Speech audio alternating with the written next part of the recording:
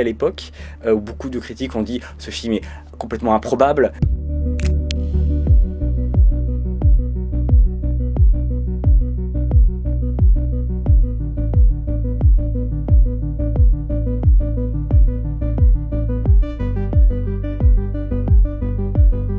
Richard Fleischer cherche à mettre à jour son scénario et donc va se tourner vers un écologue professionnel, Frank Bowerman, et c'est lui qui va lui proposer plein de thèmes qui à l'époque sont encore assez inconnus: le réchauffement climatique, la crise des ressources, l'érosion de la biodiversité et les conséquences politiques qui suivent derrière, ce qui en fait un film en fait extrêmement visionnaire pour son époque. People will do anything to get what they need.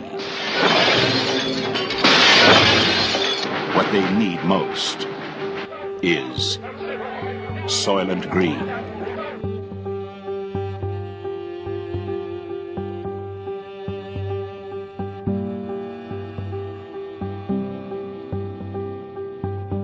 Le film ne se contente pas d'être un film, comme il y en a eu beaucoup depuis, de catastrophes écologiques. C'est aussi un film profondément politique, avec l'idée d'une collusion d'un État corrompu et d'entreprises sans foi ni loi, alors que beaucoup de films catastrophes écologiques sont plutôt sur un aspect assez chrétien, de la punition divine, alors que là c'est pas du tout ça, on est vraiment sur un film politique, d'enquête et de révélation surtout d'un système politique qui a entraîné la crise écologique.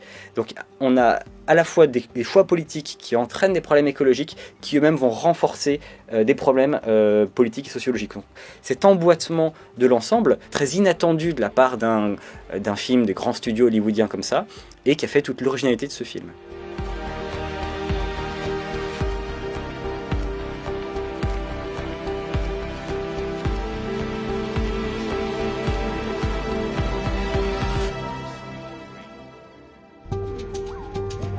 L'amnésie environnementale, c'est un des grands concepts de la psychologie de l'environnement et qui est très représenté dans le film puisqu'on a deux générations.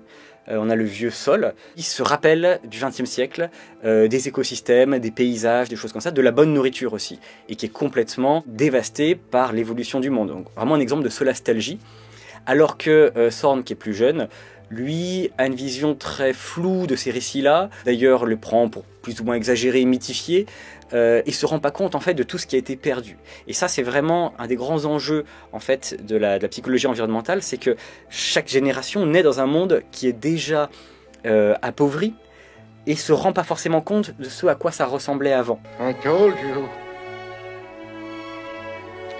I know.